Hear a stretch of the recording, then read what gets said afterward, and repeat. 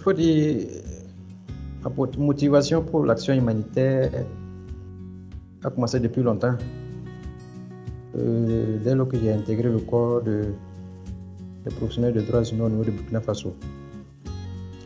Et c'est dans ce sens-là que, en 2019, j'ai commencé un master en coordination et management de l'action humanitaire.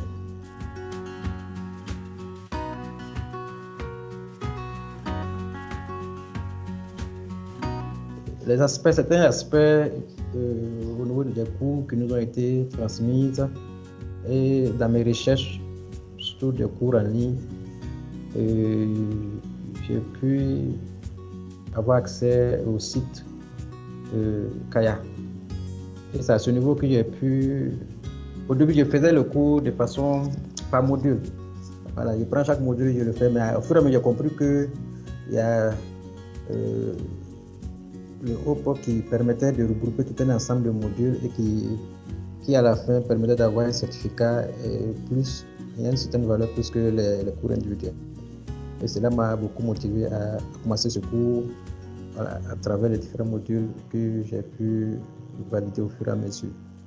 Moi, à mon niveau, il faut dire que tous les cours étaient vraiment intéressants parce que j'ai compris que pour être un humanitaire, un acteur humanitaire, il faut avoir au moins une certaine base, c'est-à-dire les fondamentaux en tant que tel, sur tous les aspects de cours qui ont été abordés dans le cadre du HOP. Donc, c'est essentiel pour tout acteur humanitaire de pouvoir avoir de certaines connaissances de base. Voilà. Donc, pour moi, tous les cours étaient vraiment intéressants. Voilà. Et c'est à travers ces cours que j'ai pu également postuler à des recrutements. Voilà. Et à répondre à ces questions. Et que c'est vraiment l'ensemble de ces cours qui m'ont permis vraiment de pouvoir aborder certaines questions lors de l'entretien de l'embauche. Voilà. Donc, pour moi, tous les cours, vraiment, c'est très important pour tout acteur humanitaire. C'est essentiel.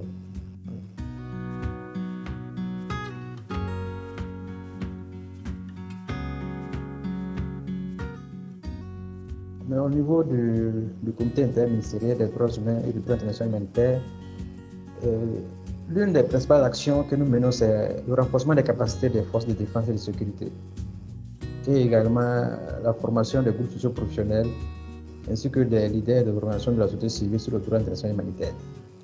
Et il faut dire que c'est dans ce cadre-là que généralement j'ai l'occasion d'aborder les principes humanitaires, les aspects essentiels pour ce qui concerne l'action humanitaire, tant donné que dans certaines situations de crise, les FDS, les forces de défense et de sécurité, que ce soit certains groupes professionnels, ils sont amenés à intervenir. Et c'est lors de ces sessions de renforcement des capacités à leur endroit que certains éléments de cours me permettent vraiment de pouvoir mieux transmettre le message.